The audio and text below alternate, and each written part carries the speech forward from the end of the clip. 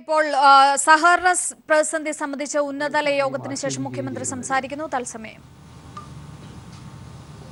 അതിന്റെ ഭാഗമായിട്ടാണ് പറയുന്നത് കള്ളപ്പണത്തിന്റെ സൂക്ഷിപ്പ് കേന്ദ്രമാണ് ഈ സഹകരണ സ്ഥാപനങ്ങൾ.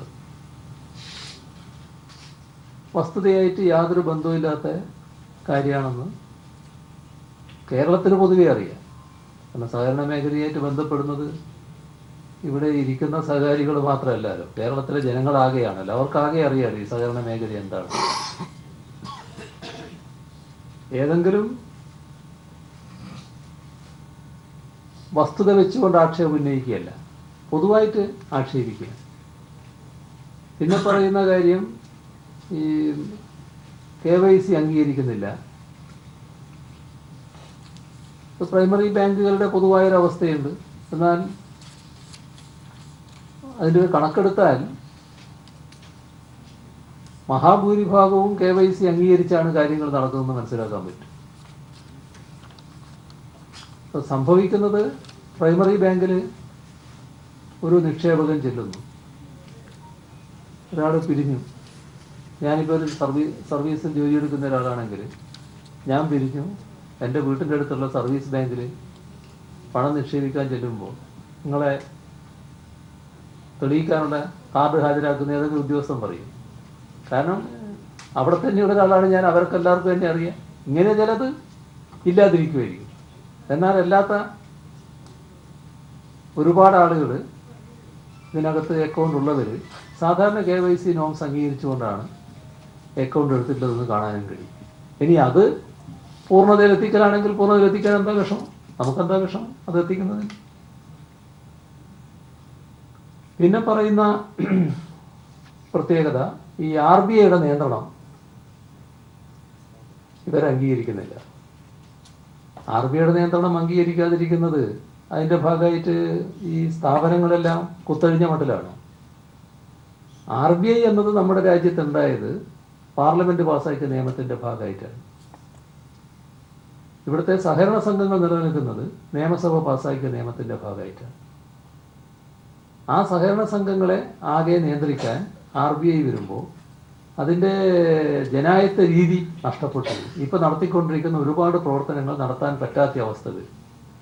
അതുകൊണ്ടാണ് നമ്മളത് അംഗീകരിക്കാതിരുന്നിട്ടുള്ളത്. മറ്റു കാര്യങ്ങൾക്കൊരു പ്രശ്നമില്ല. പറയുന്ന സാമ്പത്തിക കാര്യങ്ങളുടെ ഏതെങ്കിലും വശം പരിശോധിക്കണമെങ്കിൽ അതിന് ഉത്തരവാദപ്പെട്ടവർക്ക് പരിശോധിക്കുന്നതിന് എന്താ തടസ്സം? നമ്മുടെ കള്ളപ്പണം ഉണ്ടോയെന്ന് എൻഫോഴ്സ്മെന്റുകാർക്ക് നോക്കണം, ആരെങ്കിലും തടസ്സം നിന്നു. മറ്റെന്തെങ്കിലും ഒരു കാര്യം പരിശോധിക്കണം, ആരെങ്കിലും തടസ്സമുണ്ട്. എന്നാൽ മൊത്തം നിയന്ത്രണം ഞങ്ങളുടെ കയ്യിലാവണം എന്ന് പറഞ്ഞാൽ അത് കേരളത്തിൻ്റെ സഹകരണ മേഖലയുടെ ഇന്നത്തെ അവസ്ഥ വെച്ച് സാധിക്കുന്നതല്ല. ഇതിനാണ് കേരളത്തിലാകെ യോജിപ്പുണ്ടായിട്ടുള്ളത്. കേരളം ഒറ്റക്കെട്ടാണ് ഇത്തരം കാര്യങ്ങൾ. അപ്പോൾ സഹകരണ മേഖല സുതാര്യമായി നടക്കുന്നൊരു മേഖലയാണ്. അത് ജനങ്ങളുടെ വിശ്വാസം നേടിയിട്ടുള്ളൊരു മേഖലയാണ്. ആ വിശ്വാസത്തിൻ്റെ ഭാഗമായിട്ടാണ് നമുക്ക് ഈ രീതിയിൽ വിജയിച്ചു വരാൻ കഴിഞ്ഞിട്ടുള്ളത്. ഇതിൽ ജനങ്ങൾക്ക് ഏറ്റവും നല്ല സേവനം നൽകുന്നു എന്നുള്ളതിൻ്റെ ഭാഗമായിട്ട് തന്നെയാണ് സഹകരണ മേഖലയ്ക്ക് ഇങ്ങനെ പിടിച്ചു നിൽക്കാൻ കഴിഞ്ഞിട്ടുള്ളത്. ഇപ്പോൾ നമ്മുടെ സംസ്ഥാനത്ത് കൊടുക്കുന്ന കാർഷിക വായ്പയുടെ നില നോക്കിയാൽ അതിലേറിയ കൂറും സഹകരണ മേഖല തന്നെയാണ് കൊടുക്കുന്നത്. സഹകരണ മേഖലക്കകത്ത് കാർഷിക വായ്പയിൽ താല്പര്യമെടുക്കാത്ത ചിലരുണ്ടാകും എന്നുള്ളത് നമ്മൾ പരിശോധിക്കുമ്പോൾ തിരുത്തേണ്ട കാര്യമാണ്. പക്ഷേ കാർഷിക വായ്പ കൊടുക്കുന്നതിൽ ഏറ്റവും മുൻപന്തിയിൽ നിൽക്കുന്നത് സഹകരണ മേഖല തന്നെയാണ്. ഇക്കാര്യത്തിൽ ഇന്ന് വന്നിട്ടുള്ള നില വെച്ചുകൊണ്ട് നമ്മൾ എങ്ങനെ നേരിടും എന്നതിനെക്കുറിച്ച് നമ്മൾ ആലോചിച്ചു പോകണം. അതിൽ സഹകരണ മേഖല എന്ന് പൊതുവിൽ പറയുന്നുണ്ടെങ്കിലും ഇപ്പം ഞാൻ പരാമർശിക്കുന്നത് നമ്മുടെ ക്രെഡിറ്റ് മേഖലയെക്കുറിച്ച് മാത്രമാണ്. അതിൽ പ്രൈമറി ബാങ്കുകളുണ്ട്, ജില്ലാ ബാങ്കുകളുണ്ട്, സംസ്ഥാന സഹകരണ ബാങ്കുണ്ട്. സംസ്ഥാന സഹകരണ ബാങ്ക്, ജില്ലാ ബാങ്കുകൾ ഇതിപ്പോൾ തന്നെ കോർ ബാങ്കിങ് സൗകര്യം നിലനിൽക്കുന്നവയാണ്. ഇത് പൂർണ്ണമായ തോതിൽ തുടരുന്നതിന് ഒരു പ്രയാസവും ഉണ്ടാകേണ്ടതായിട്ടില്ല. അതിൽ ചിലത് ഞാൻ മനസ്സിലാക്കിയ പ്രശ്നങ്ങൾ ശരിയാണോ എന്ന് നിങ്ങൾ പിന്നെ പരിശോധിച്ചാൽ മതി, നിങ്ങളെ ചർച്ചയിൽ പരിശോധിച്ചാൽ മതി. ഞാൻ മനസ്സിലാക്കിയ കാര്യം ഞാൻ പറയുകയാണ്. അപ്പോൾ 9 ബാങ്കുകൾ ഒരേ സോഫ്റ്റ്വെയർ ഉപയോഗിക്കുന്നുണ്ട്. 5 ബാങ്കുകൾ വ്യത്യസ്തമായ സോഫ്റ്റ്വെയറുകൾ ഉപയോഗിക്കുന്നുണ്ട്. ഞാനതൊരു ഘട്ടത്തിൽ മനസ്സിലാക്കിയത്, ഈ പുതിയ ചാർജ് എടുത്തപ്പോൾ ഒരു കൂട്ടർ എൻ്റെ അടുത്ത് വന്നിരുന്നു. ഇങ്ങനെ ഞങ്ങൾ ഓരോരുത്തരായിട്ട് നടത്തുന്നവരാണ്, ഒറ്റ ബാങ്കുകളിലൊക്കെ ചെയ്യുന്നവരാണ്, ഇപ്പോൾ എല്ലാം കൂടി ഏകീകരിച്ച് വേണമെന്ന് പറയുന്നുണ്ട്, അതിൽ സഹായം അഭ്യർത്ഥിച്ചിട്ടാണ് വന്നത്. ഞാൻ പറഞ്ഞാൽ എൻ്റെ സഹായം നിങ്ങൾക്ക് ഉണ്ടാവില്ല, ഏകീകരിച്ചുണ്ടാകുന്നതാണ് നല്ലതെന്നുള്ള അഭിപ്രായക്കാരനാണ് ഞാൻ. അങ്ങനെയാണ് എനിക്ക് ഇങ്ങനെയൊരു പ്രശ്നം ഉണ്ടെന്ന് അന്ന് മനസ്സിലാവുന്നത്. ഏതായാലും നിങ്ങൾ ചർച്ച ചെയ്യേണ്ട പ്രശ്നമാണത്. ഒരു ഏകീകൃത രൂപം വേണോ ആ കാര്യത്തിൽ? സോഫ്റ്റ്വെയറിൻ്റെ കാര്യത്തിൽ ഏകീകൃത രൂപം വേണോ? എന്തെങ്കിലും പ്രയാസം ഈ ഏകീകൃത രൂപം ഇല്ലാത്തതുകൊണ്ടുണ്ടോ? എന്തെങ്കിലും പ്രയാസം ഉണ്ടെങ്കിൽ അത് ഏകീകൃത രൂപത്തിലേക്ക് മാറുന്നതായിരിക്കും നന്നാവും. ഒരേ സോഫ്റ്റ്വെയർ ഉപയോഗിക്കുന്നതായിരിക്കും നന്നാവും. ജില്ലാ ബാങ്കിനെ കുറിച്ച് ഇത്തരം ഒരു ആക്ഷേപം പറയാൻ കഴിയില്ല. ഈ KYC അംഗീകരിക്കുന്നതിൽ അതൊന്നും ജില്ലാ ബാങ്കിനെ കുറിച്ച് പറയാൻ പറ്റില്ല. ജില്ലാ ബാങ്കിനും ഇപ്പോൾ ഈ പ്രയാസം അനുഭവിക്കേണ്ടി വന്നല്ലോ. അപ്പോൾ ജില്ലാ ബാങ്ക് മുഖേന ഇടപാട് നടത്തുന്നതിന് സാധാരണഗതിയിൽ പ്രയാസം വരേണ്ടതായിട്ടില്ല. ഉണ്ടാകുന്ന പ്രശ്നം, ജില്ലാ ബാങ്കിൻ്റെ കയ്യിൽ ഇപ്പോൾ ആവശ്യത്തിന് പണമില്ല. അതാണ് വന്നിട്ടുള്ള ഏറ്റവും ഗുരുതരമായ പ്രശ്നം. ഈ പ്രശ്നം എങ്ങനെ പരിഹരിക്കാൻ കഴിയും? ഈ പ്രശ്നം പരിഹരിക്കാൻ കഴിയുന്നത് സാധാരണ നിലക്ക് സ്റ്റേറ്റ് കോഓപ്പറേറ്റീവ് ബാങ്ക് നേതൃത്വം വഹിച്ചുകൊണ്ടാവണം. ഇപ്പോൾ ജില്ലാ ബാങ്കുകൾ, ചില ജില്ലാ ബാങ്കുകൾ കാശ് കയ്യിലുള്ളവരായിരിക്കും, ചിലർ അത്രത്തോളം കാശില്ലാത്തവരായിരിക്കും, ചിലയിടത്ത് ഇൻവെസ്റ്റ് ചെയ്തിട്ടുണ്ടാവും, അധികം കാശുള്ളവരും ഇൻവെസ്റ്റ് ചെയ്തിട്ടുണ്ടാവും. അങ്ങനെ ഇൻവെസ്റ്റ് ചെയ്തവർക്ക് ആ കാശ് തൽക്കാലം എടുക്കേണ്ടി വരും. ഒരു കാലാവധി ആയില്ലെങ്കിലും അത് എടുക്കേണ്ടതായിട്ട് വരും.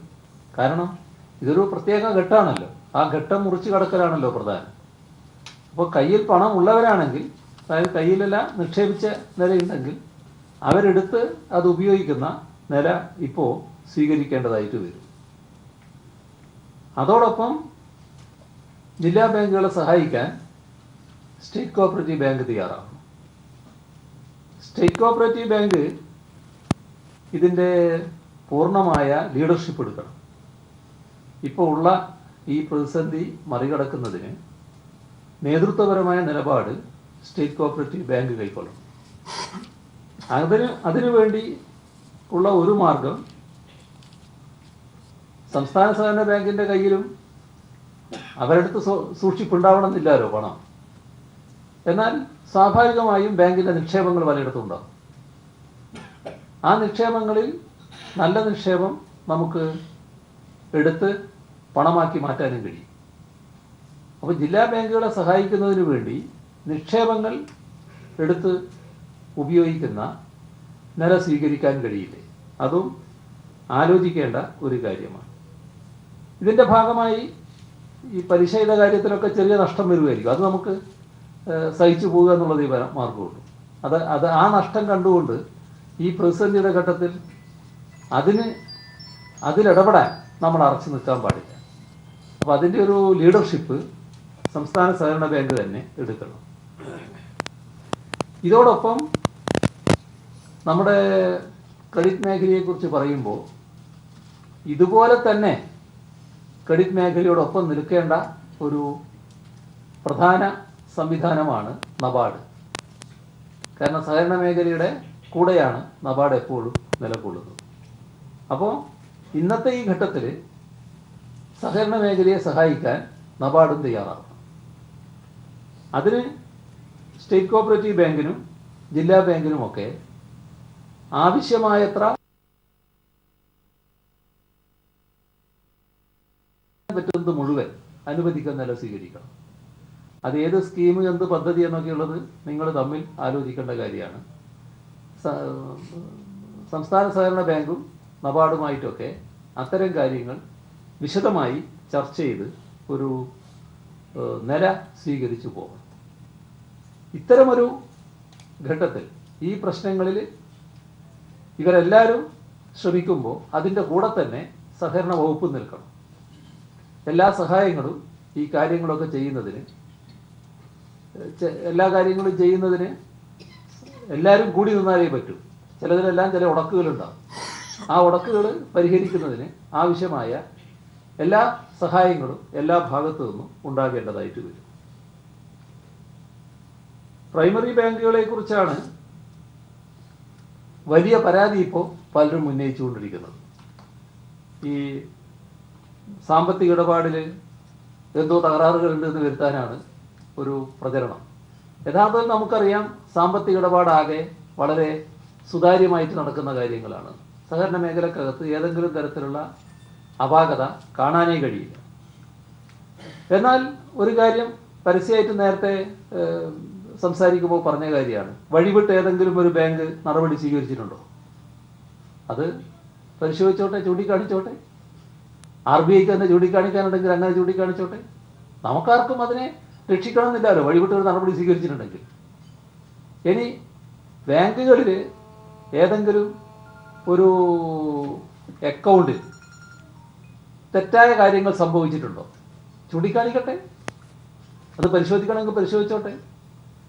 അതിനൊന്നും നമ്മൾ ആരും സംരക്ഷണം കൊടുക്കുന്നില്ല.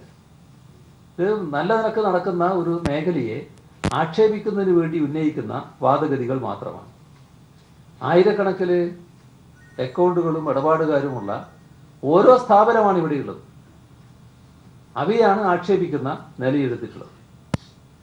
ഇപ്പോൾ എന്താ സ്ഥിതി? ഇപ്പോൾ പാക്സിനെ തന്നെ കാണുന്നത് ഒരു സ്ഥാപനം എന്ന നിലക്ക് ഒരു വ്യക്തിയായിട്ടാണല്ലോ. അവർക്ക് ഇപ്പോൾ ജില്ലാ ബാങ്കിൽ വന്ന് ഒരാഴ്ച പിൻവലിക്കാൻ പറ്റുന്ന തുക എത്രയാ? 24,000 രൂപ. 24,000 രൂപ പിൻവലിച്ചാൽ നിങ്ങൾ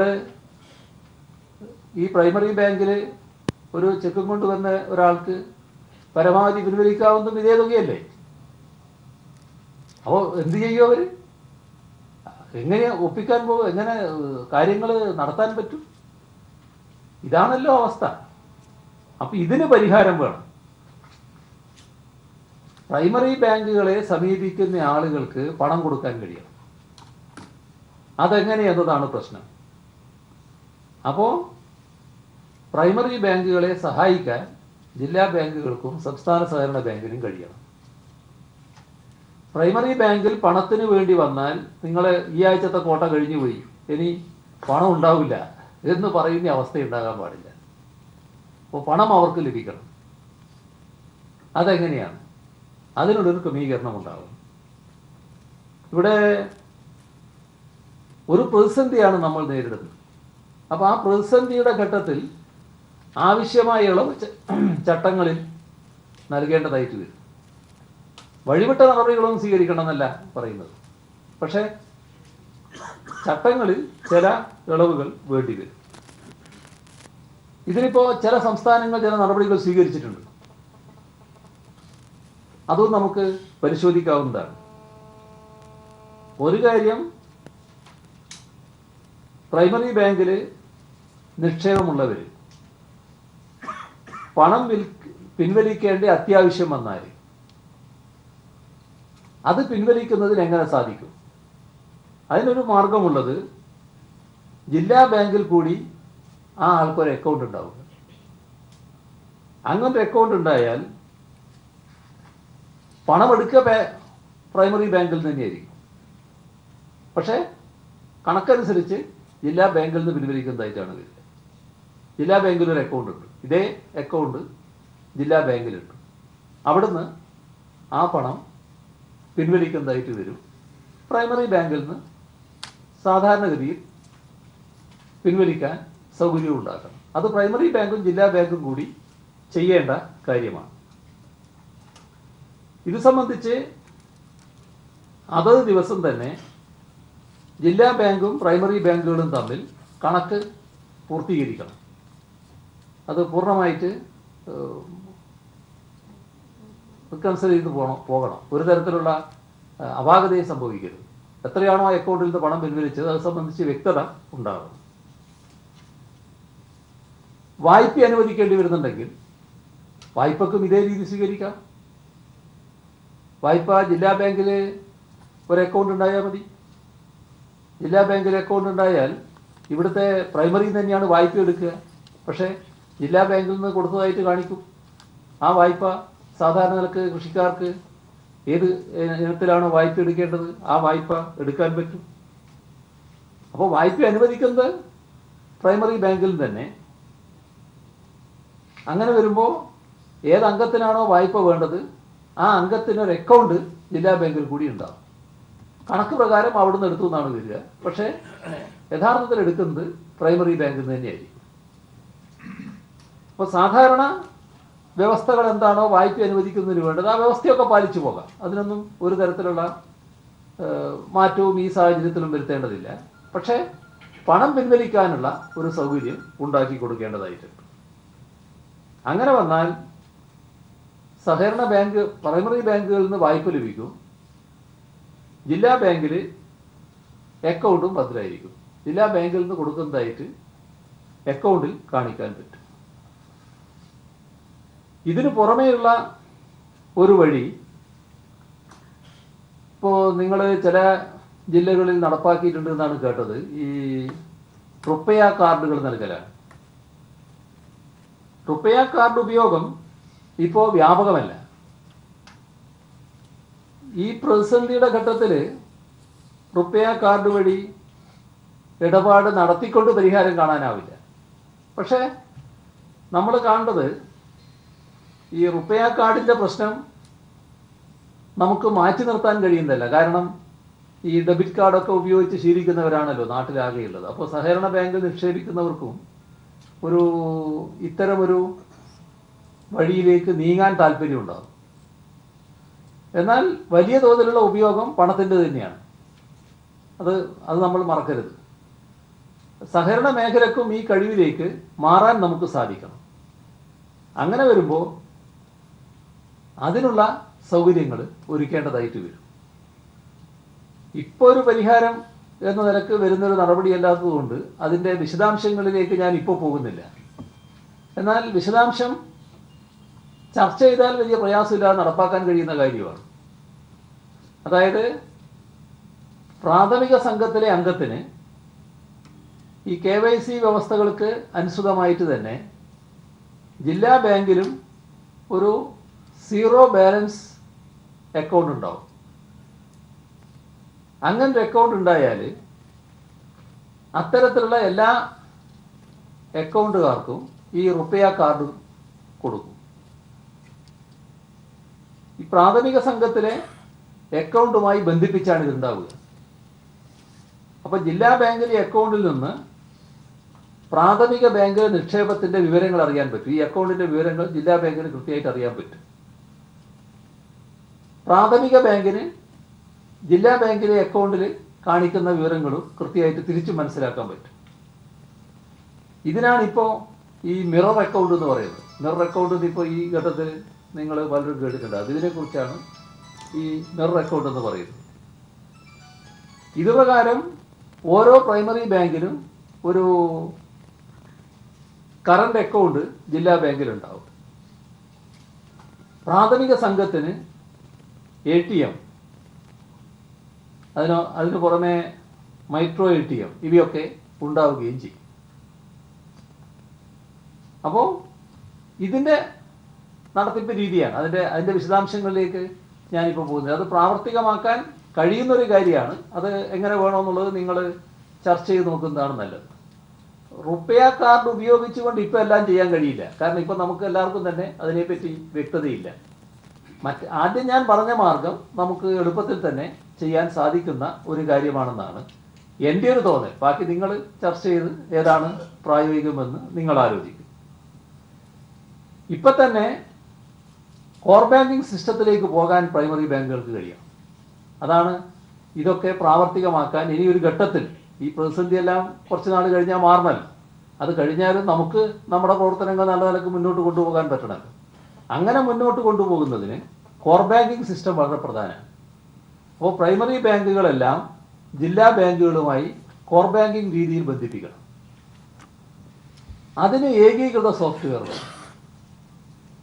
ഏകീകൃത സോഫ്റ്റ്വെയറിൻ്റെ കാര്യത്തിൽ 2 ജില്ലകളിൽ RBI മുൻകൈ എടുത്തുകൊണ്ട് ഒരു സോഫ്റ്റ്വെയർ കണ്ടെത്തിയിട്ടുണ്ടെന്ന് പറയുന്നുണ്ട്. സോഫ്റ്റ്വെയർ ഇപ്പം തന്നെ ഉപയോഗിച്ചിട്ടുണ്ടെന്ന് പറയുന്നുണ്ട്. അതാകാം. ഇനി അതല്ല അതിനേക്കാളും മെച്ചപ്പെട്ട മറ്റേതെങ്കിലും സോഫ്റ്റ്വെയർ ഉണ്ടെങ്കിൽ അതാകാം. ഏതായാലും ഒരു സോഫ്റ്റ്വെയർ നമ്മൾ ഉപയോഗിക്കുന്നതാണ് നന്നാകുക പൊതുവിൽ. അപ്പോൾ ഒരു പ്രശ്നം സ്വാഭാവികമായിട്ട് വരും. പ്രൈമറി ബാങ്കുകൾ പലരും അവരവരതായ മാർഗത്തിലൂടെ ചില സോഫ്റ്റ്വെയറൊക്കെ വികസിപ്പിച്ചെടുത്തിട്ടുണ്ട്. അതൊരു പ്രയാസമായിട്ട് വരും. ആ പ്രയാസം ആദ്യം ഉണ്ടായാലും ഇത് ദീർഘകാലത്തേക്കുള്ളതാണല്ലോ നമ്മൾ പറയുന്നൊരു കാര്യം. എല്ലാവർക്കും കൂടിയുള്ള ഒരു സോഫ്റ്റ്വെയർ നടപ്പാക്കുന്നതായിരിക്കും നന്നാവുക. അപ്പം അത്തരമൊരു സോഫ്റ്റ്വെയർ കണ്ടെത്തുക എന്ന് പറയുന്നത് ഓരോരുത്തരുമായിട്ട് കണ്ടെത്തുകയല്ല വേണ്ടത്. അതിന് നബാർഡ് കൂടി ഉൾപ്പെട്ട ഒരു കമ്മിറ്റി ഉണ്ടാവണം. എന്നിട്ട് അവർ സോഫ്റ്റ്വെയർ തിരഞ്ഞെടുക്കണം. നബാർഡ്, സ്റ്റേറ്റ് കോഓപ്പറേറ്റീവ് ബാങ്കും ഡിപ്പാർട്ട്മെൻറ്റും എല്ലാം കൂടി പങ്കുവഹിക്കുന്ന ഒരു കമ്മിറ്റി, ഒരു നല്ല കമ്മിറ്റി. അതിൽ മെറിറ്റ് മാത്രമായിരിക്കണം നമ്മുടെ മാനദണ്ഡം. ഏറ്റവും നല്ല സോഫ്റ്റ്വെയർ ഏതാണോ ആ സോഫ്റ്റ്വെയർ സ്വീകരിക്കുന്നതാണെന്നല്ല. ഞാനിങ്ങനെ ഈ ഏറ്റവും നല്ലതെന്ന് ഞാൻ പറയാൻ കാരണം, ഞാൻ ഒരു ഡിസ്കഷനിൽ കേട്ടത് RBIയുടെ സോഫ്റ്റ്വെയർ ആണ് ഏറ്റവും നല്ലത് എന്നായിരുന്നു. എന്നാൽ ഈ മേഖലയിൽ ഉന്നതമായ സ്ഥാനം വഹിച്ച ഒരാൾ പിന്നെ ഞാനുമായിട്ട് സംസാരിക്കുമ്പോൾ അദ്ദേഹം വേറൊരു സോഫ്റ്റ്വെയറിനെ പറ്റി പറഞ്ഞു.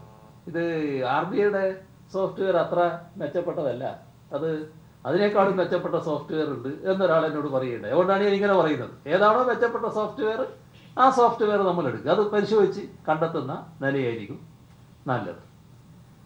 മാർച്ച് മാസത്തിനുള്ളിൽ നമുക്ക് ഈ ഏകീകൃത സോഫ്റ്റ്വെയർ ഉണ്ടാക്കാനാവണം. സംസ്ഥാനത്താകെ ഏകീകൃത സോഫ്റ്റ്വെയർ ഉണ്ടാക്കാനാവും. അങ്ങനെ വന്നാൽ ഈ ഒരാക്ഷേപവും നമ്മളെപ്പറ്റി ഉന്നയിക്കാൻ പറ്റില്ല. നിങ്ങൾക്ക് KYC ഉണ്ടോ മറ്റേതുണ്ടോ എന്നൊന്നും ഒരാൾക്കും ചോദിക്കാനാവില്ല. എല്ലാം വളരെ കൃത്യതയോടെ നമുക്ക് മറുപടി പറഞ്ഞു പോകാൻ പറ്റുന്ന അവസ്ഥയുണ്ട്. അപ്പോൾ ആർക്കും ഒരു പരാതിയും ഉന്നയിക്കാൻ നമ്മൾ ഇടം കൊടുക്കാൻ പാടില്ല. ഇപ്പോൾ സഹകരണ മേഖല നേരിടുന്ന പ്രതിസന്ധി ഇങ്ങനെ നമ്മൾ ഒറ്റക്കെട്ടായി നിന്നുകൊണ്ട് നേരിടേണ്ടതായിട്ടാണ് ഇരിക്കുന്നത്. അപ്പോൾ പ്രൈമറി ആയാലും ജില്ലയായാലും സംസ്ഥാനമായാലും ഇതെല്ലാം ഒന്നാണ് എന്ന ധാരണയോടെ നമുക്ക് മുന്നോട്ട് നീങ്ങാൻ കഴിയണം. അതോടൊപ്പം ഏത് ബാങ്കിൽ നിക്ഷേപിച്ച, ഏത് സഹകരണ ബാങ്കിൽ നിക്ഷേപിച്ച നിക്ഷേപവും ആ കാര്യത്തിൽ ഒരാശങ്കയും വേണ്ടതില്ല എന്ന ഉറപ്പ് നമ്മൾ ദൃഢമായി കൊടുക്കണം. നേരത്തെ ചില പൊതുപരിപാടികളുടെ ഭാഗമായി സംസ്ഥാന സർക്കാരിന് വേണ്ടി തന്നെ ഇത് വ്യക്തമാക്കിയിട്ടുണ്ട്. എന്നാൽ അതെല്ലാവരിടത്തും എത്തണമെന്നില്ല. അപ്പോൾ നിങ്ങൾ ജില്ലാ ബാങ്കുകൾ ചെയ്യേണ്ട കാര്യം പ്രൈമറി ബാങ്കുകളെ വിളിച്ചുകൂട്ടി അവരുടെ ബോർഡും സ്റ്റാഫും കൂടി എല്ലാ വീടുകളും സന്ദർശിക്കട്ടെ. ഒരു ഗൃഹസന്ദർശന പരിപാടി നടക്കട്ടെ. കുറച്ച് ദിവസം കൊണ്ട് അതൊക്കെ പൂർത്തിയാവും. അധിക ദിവസമൊന്നും വേണ്ടി വരില്ല. അവർ വിചാരിച്ചാൽ എല്ലായിടങ്ങളിലും കയറി ഇത് പറയണം. നിങ്ങളുടെ നിക്ഷേപത്തിന് യാതൊരു കുഴപ്പവും സംഭവിക്കില്ല. ഒരു നല്ല രീതിയിലുള്ള ആത്മവിശ്വാസം ഉയർത്തിക്കൊണ്ടുവരാൻ കഴിയണം. നിക്ഷേപങ്ങൾക്ക് ഗ്യാരണ്ടി ഉണ്ടാകും എന്ന കാര്യം വീണ്ടും സർക്കാരിന് വേണ്ടി പ്രഖ്യാപിക്കുക. ഇത് കേരളത്തിലെ സഹകാരികളും സംഘങ്ങളും ആവർത്തിക്കണം. നിങ്ങൾ ഓരോരുത്തരും സർക്കാരിൻ്റെ നാക്കുകളായിട്ട് മാറണം. ഇത് പറഞ്ഞുകൊണ്ടേയിരിക്കണം. നമ്മുടെ ഇവിടെയുള്ള നിക്ഷേപത്തിന് ഒരു പോറലും പറ്റില്ല, അതിന് പൂർണ്ണ ഗ്യാരണ്ടി ഉണ്ടാവും എന്ന് ഉറപ്പിച്ച് പറയുന്ന നിലയുണ്ടാവും. അങ്ങനെ വന്നാൽ ഇപ്പോഴുള്ള ആശങ്കക്കെല്ലാം പകരമായിട്ട് നല്ല ആത്മവിശ്വാസം തന്നെ ഉയരും. അപ്പോൾ നാടിൻ്റെ ആകെ ആത്മവിശ്വാസം ഉയർത്തുക എന്നത് ഈ ഘട്ടത്തിൽ വളരെ പ്രധാനമാണ്. അത് ഇതിനോടൊപ്പം തന്നെ ചെയ്യാൻ നമുക്ക് കഴിയണം. ഇതിൽ നിന്ന് മാറിക്കൊണ്ടൊരു കാര്യവും കൂടി പറയുകയാണ് ഞാൻ. പലിശ നിരക്കിൽ മാറ്റം വേണോ എന്നുള്ളത് നിങ്ങൾ ആലോചിക്കണം. സാധാരണ എപ്പോഴും ഷെഡ്യൂൾ ബാങ്കിനേക്കാളും പലിശ നിരക്ക് കൂടിയിട്ടാണല്ലോ സഹകരണ മേഖല നിർത്താറ്. ഇപ്പോൾ ട്രഷറി സേവിങ്സ് ബാങ്കിൻ്റെ നിരക്കുകളുമുണ്ട്.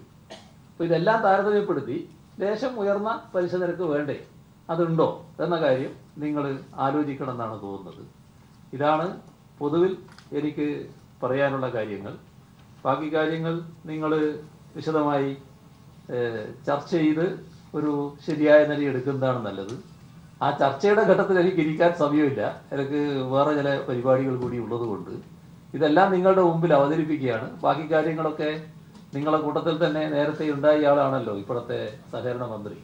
അപ്പോൾ അദ്ദേഹവും നിങ്ങളും എല്ലാം കൂടി ചർച്ച ചെയ്ത് ഒരു നിലപാട് എടുക്കുന്നതായിരിക്കും നന്നാവുക എന്ന് പറഞ്ഞുകൊണ്ട് അവസാനിപ്പിക്കുന്നു. നിങ്ങൾക്ക് എല്ലാവർക്കും നമസ്കാരം. തീർച്ചയായും സഹകരണ മേഖലയിലെ പ്രതിസന്ധി അത് ഒറ്റക്കെട്ടായി തന്നെ നേരിടണമെന്ന് മുഖ്യമന്ത്രി പിണറായി വിജയൻ വ്യക്തമാക്കിയിരിക്കുന്നു. സഹകരണ ബാങ്കുകളിലെ നിക്ഷേപങ്ങളിൽ ഒരാശങ്കയും വേണ്ട എന്നും അദ്ദേഹം പറഞ്ഞിരിക്കുന്നു. അക്കാര്യം ജനങ്ങളിലേക്ക് എത്തിക്കുക, അതിനായി ഒരു ഗൃഹ സന്ദർശനം എന്ന പരിപാടി പോലും സംഘടിപ്പിക്കുന്നത് ഉത്തമമാണെന്നും മുഖ്യമന്ത്രി വ്യക്തമാക്കിയിരിക്കുന്നു. ഒപ്പം സഹകരണ മേഖലയിലെ സാമ്പത്തിക കാര്യങ്ങൾ ഉത്തരവാദപ്പെട്ടവർക്ക് പരിശോധിക്കാമെന്നും എന്നാൽ മൊത്തം നിയന്ത്രണവും RBIക്ക് വേണമെന്നുള്ള കാര്യം അത് അംഗീകരിക്കാനാവില്ല എന്നുമുള്ള കാര്യം മുഖ്യമന്ത്രി വ്യക്തമാക്കിയിരിക്കുന്നു. ഇപ്പോൾ സുനിൽ അരുമാനൂർ ചേരുകയാണ് കൂടുതൽ വിവരങ്ങൾ നൽകാൻ. സുനിൽ, ഒരാശങ്കയും വേണ്ട, സഹകരണ മേഖലയിലെ പ്രതിസന്ധിയിൽ ഒരാശങ്കയും വേണ്ട, കാര്യങ്ങളെല്ലാം ഭംഗിയാകും,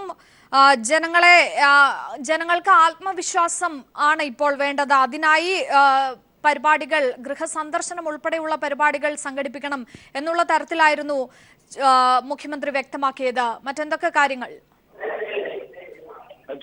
സഹകരണ മേഖലയിലെ നിലവിലെ പ്രതിസന്ധിയും അതുപോലെ തന്നെ സഹകരണ മേഖലയെക്കുറിച്ച് ഉയർന്നിരിക്കുന്ന ആക്ഷേപങ്ങൾ ഇല്ലാതാക്കുന്നതിന് വേണ്ടിയിട്ടുള്ള നിരവധി നിർദ്ദേശങ്ങളാണ് മുഖ്യമന്ത്രി യോഗത്തിൽ മുന്നോട്ട് വെച്ചത്. ഇതിൽ ഏറ്റവും പ്രധാനപ്പെട്ടത് സഹകരണ മേഖലയിലെ ബാങ്കിംഗ് രീതിയുമായി ബന്ധപ്പെട്ട കാര്യം തന്നെയാണ്. അതായത് സഹകരണ മേഖലയിലെ ബാങ്കിംഗ് ഇടപാടുകളിൽ എല്ലാത്തിനും ഒരു സോഫ്റ്റ്വെയർ, അതായത് ജില്ലാ ബാങ്കുകളായാലും പ്രാഥമിക ബാങ്കുകളായാലും സംസ്ഥാന സഹകരണ ബാങ്കുകളായാലും എല്ലാത്തിന്റെയും ഇടപാടുകൾ ഒരൊറ്റ സോഫ്റ്റ്വെയറിലൂടെ ആക്കണം. അത്തരത്തിൽ ഒരൊറ്റ സോഫ്റ്റ്വെയറിലൂടെ ആക്കുമ്പോൾ തന്നെ ഇത്തരത്തിലുള്ള സംശയങ്ങളൊക്കെ ദൂരീകരിക്കപ്പെടും. അത് ഏത് സോഫ്റ്റ്വെയർ വേണം എന്നുള്ളത് നിങ്ങൾ തന്നെ ചർച്ച ചെയ്ത് തീരുമാനിക്കണം. അതോടൊപ്പം അദ്ദേഹം പറഞ്ഞ മറ്റൊരു പ്രധാനപ്പെട്ട കാര്യങ്ങൾ, ഇപ്പോൾ സഹകരണ മേഖലയിൽ അതായത് പ്രാഥമിക സഹകരണ ബാങ്കുകളിലായ നിക്ഷേപമുള്ളവരുടെ നിക്ഷേപത്തിന്റെ കാര്യത്തിൽ യാതൊരു തരത്തിലുള്ള പ്രശ്നവുമില്ല എന്ന് ഓരോ നിക്ഷേപകരെയും വീടുകളിൽ പോയി കണ്ട് അവർക്ക് ഉറപ്പ് കൊടുക്കണം.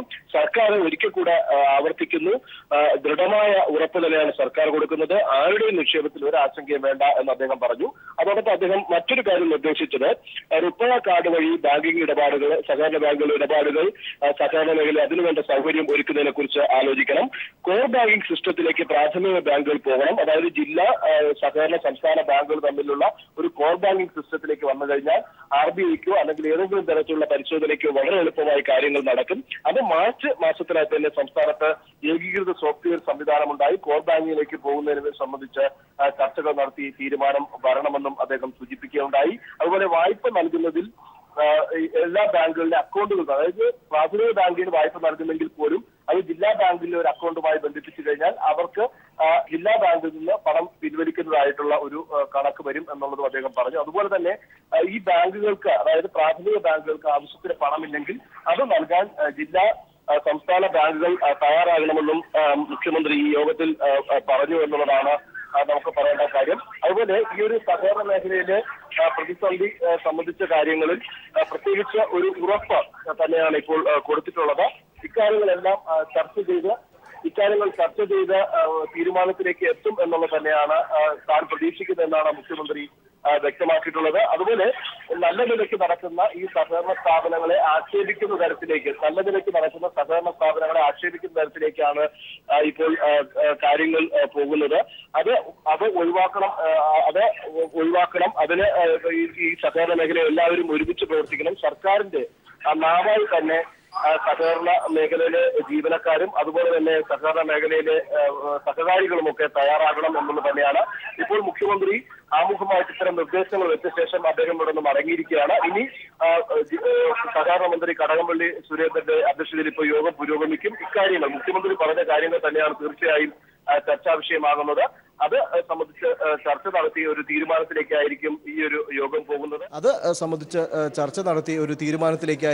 ഈ ഒരു യോഗം പോകുന്നത്. ഏതായാലും സംസ്ഥാനത്ത് ഇപ്പോൾ നിലനിൽക്കുന്ന പ്രതിസന്ധി തരണം ചെയ്യുന്നതിന് എല്ലാവരും ഒരുമിച്ച് നിന്ന് പ്രവർത്തിച്ചേ മതിയാകൂ എന്നുള്ളത് അദ്ദേഹം ആവർത്തിച്ച് പറയുകയുണ്ടായി. എല്ലാവരും അത്തരത്തിൽ ഈ കാര്യങ്ങൾ എല്ലാവരോടും എപ്പോഴും പറഞ്ഞുകൊണ്ടിരിക്കണം. സർക്കാരിൻ്റെ നാവായി തന്നെ സഹകരണ മേഖലയിലെ ജീവനക്കാരും സഹകാരികളും പ്രവർത്തിക്കണമെങ്കിൽ മാത്രമേ ഈ മേഖല നിലനിന്ന് മുന്നോട്ട് പോവുകയുള്ളൂ എന്നാണ് മുഖ്യമന്ത്രി പിണറായി വിജയൻ പറഞ്ഞത്. സുനിൽ, എന്തായാലും പ്രൈമറി ബാങ്കുകളെ ജില്ലാ ബാങ്കുമായി ബന്ധിപ്പിക്കുന്നതിന് ഒരു ഏകീകൃത സോഫ്റ്റ്വെയർ എന്ന ആശയം അത് എത്രത്തോളം പ്രായോഗികമാണ്? ഈ മാർച്ച് മാസത്തോടുകൂടി തന്നെ ഇക്കാര്യം പ്രാവർത്തികമാക്കാനാകുമോ?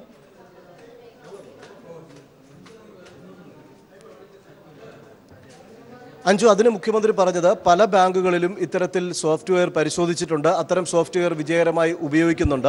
അതിനെ മാറ്റിക്കൊണ്ട് എല്ലാ ബാങ്കുകളെയും കൂടെ ഉൾപ്പെടുത്തിക്കൊണ്ട്, അതായത് ജില്ലാ ബാങ്കുകൾ എല്ലാം കൂടെ ഒറ്റ സോഫ്റ്റ്വെയർ എന്ന രീതിയിലേക്ക് വരണം. അത് വളരെ പെട്ടെന്ന് തന്നെ നടപ്പാക്കാൻ പറ്റും. RBI തന്നെ ഒരു സോഫ്റ്റ്വെയർ ഇപ്പോൾ പുറത്തിറക്കിയിട്ടുണ്ട്. ആ സോഫ്റ്റ്വെയർ വേണമെങ്കിൽ ഉപയോഗിക്കാം, അല്ലെങ്കിൽ മറ്റേതെങ്കിലും സോഫ്റ്റ്വെയർ, ഏത് സോഫ്റ്റ്വെയർ ആണോ നല്ലതെന്ന് നിങ്ങൾ തന്നെ തിരഞ്ഞെടുക്കണം. നിങ്ങൾക്ക് അത്തരം കാര്യങ്ങൾ അറിയാം. അപ്പോൾ നിങ്ങൾ അത്തരം സോഫ്റ്റ്വെയർ ഏതാണെന്ന് വളരെ പെട്ടെന്ന് തന്നെ തിരഞ്ഞെടുത്തുകൊണ്ട് സഹകരണ ബാങ്കുകളായാലും ജില്ലാ ബാങ്കുകളായാലും ഇതിനെ ഏകോപിപ്പിച്ചുകൊണ്ടുള്ള ഒറ്റ സോഫ്റ്റ്വെയർ സംവിധാനം മാർച്ച് മാസത്തിന് തന്നെ കൊണ്ടുവരണം. ഇത് വന്നു കഴിഞ്ഞാൽ RBIക്ക് കൃത്യമായി കാര്യങ്ങൾ പരിശോധിക്കാം. അവരുന്നയിച്ചിരിക്കുന്ന ആക്ഷേപങ്ങൾ അടിസ്ഥാനരഹിതമാണെന്ന് ബോധ്യപ്പെടുത്തുന്ന തരത്തിലേക്ക് തന്നെ കാര്യങ്ങൾ കൊണ്ടുപോകണം എന്നാണ് അദ്ദേഹം പറഞ്ഞത്. അതുപോലെ ഈ പലിശയുടെ കാര്യത്തിൽ അദ്ദേഹം ഒരു കാര്യം സൂചിപ്പിച്ചെന്ന് പറഞ്ഞാൽ, ഈ ബാങ്കുകളിൽ പലിശ നിരക്ക് വർദ്ധിപ്പിക്കുന്ന കാര്യത്തിൽ ഒരു ആലോചന നടത്തേണ്ട സമയമായിട്ടുണ്ട്. അത് അക്കാര്യത്തിൽ എല്ലാവരും ഇന്നത്തെ യോഗത്തിൽ തന്നെ ഈ വിഷയം ചർച്ച ചെയ്യണമെന്നും അദ്ദേഹം സൂചിപ്പിച്ചു. അത്തരത്തിൽ ഈ ഒരു പലിശ നിരക്ക് വർദ്ധിപ്പിച്ച് നൽകുന്നതോ അല്ലെങ്കിൽ അതുമായി ബന്ധപ്പെട്ട കാര്യങ്ങൾ ഇന്നത്തെ യോഗത്തിൽ തീരുമാനങ്ങൾ കൈക്കൊള്ളാവുന്നതാണ്. ഈ പ്രത്യേകിച്ച് അടിയന്തരമായി ചെയ്യേണ്ട കാര്യങ്ങൾ ഇത് തന്നെയാണ്. സോഫ്റ്റ്വെയറിൻ്റെ കാര്യത്തിലും അതോടൊപ്പം തന്നെ കോർ ബാങ്കിംഗ് സിസ്റ്റം കൊണ്ടുവരുന്ന കാര്യത്തിലുമാണ് അടിയന്തര നടപടികൾ സ്വീകരിക്കേണ്ടത്. ഇപ്പോഴത്തെ ഒരു സാമ്പത്തിക പ്രതിസന്ധി വെച്ചുകൊണ്ട് പ്രാഥമിക ബാങ്കുകളിൽ പണം ഇല്ലാതെ വന്നു കഴിഞ്ഞാൽ തീർച്ചയായും ജില്ലാ സഹകരണ ബാങ്കുകൾ അവർക്ക് പണം നൽകണം. അല്ലാതെ പണം നിങ്ങളുടെ കോട്ട കഴിഞ്ഞു എന്നുള്ള തരത്തിലേക്ക് കാര്യങ്ങൾ പറഞ്ഞ് അവരെ ഉപേക്ഷിക്കരുത്. അതിന് കോർഡിനേഷൻ നടത്തേണ്ടത് സംസ്ഥാന സഹകരണ ബാങ്ക് തന്നെയാണ്. അതിന് സംസ്ഥാന സഹകരണ ബാങ്ക് അതിൻ്റെ നേതൃത്വം ഏറ്റെടുത്തുകൊണ്ട് ജില്ലാ സഹകരണ ബാങ്കുകളെ ഏകോപിപ്പിച്ചുകൊണ്ട് പ്രാഥമിക സഹകരണ ബാങ്കുകൾക്കുണ്ടാകുന്ന ബാങ്ക് ഇടപാടുകളുടെ പ്രശ്നങ്ങൾ പരിഹരിക്കുന്നതിന് തയ്യാറാകണമെന്നും അദ്ദേഹം ആവശ്യപ്പെട്ടു. ശരി, വ്യക്തമാണ്. സഹകരണ മേഖലയിലെ പ്രതിസന്ധി അത് ഒറ്റക്കെട്ടായി തന്നെ നേരിടണമെന്നും ഒരാശങ്കയും വേണ്ട എന്നും ആണ് മുഖ്യമന്ത്രി വ്യക്തമാക്കിയിരിക്കുന്നത്. ഒപ്പം സഹകരണ മേഖലയിലെ സാമ്പത്തിക കാര്യങ്ങൾ ഉത്തരവാദപ്പെട്ടവർക്ക് പരിശോധിക്കാം, എന്നാൽ RBIക്ക് എല്ലാ നിയന്ത്രണവും വേണമെന്നുള്ള കാര്യം അത് അംഗീകരിക്കാനാവില്ല എന്നും മുഖ്യമന്ത്രി വ്യക്തമാക്കിയിരിക്കുന്നു. നിരവധി നിർദ്ദേശങ്ങൾ മുന്നോട്ട് വെച്ചിട്ടുണ്ട്. ചർച്ചകൾ തുടരുക തന്നെയാണ്.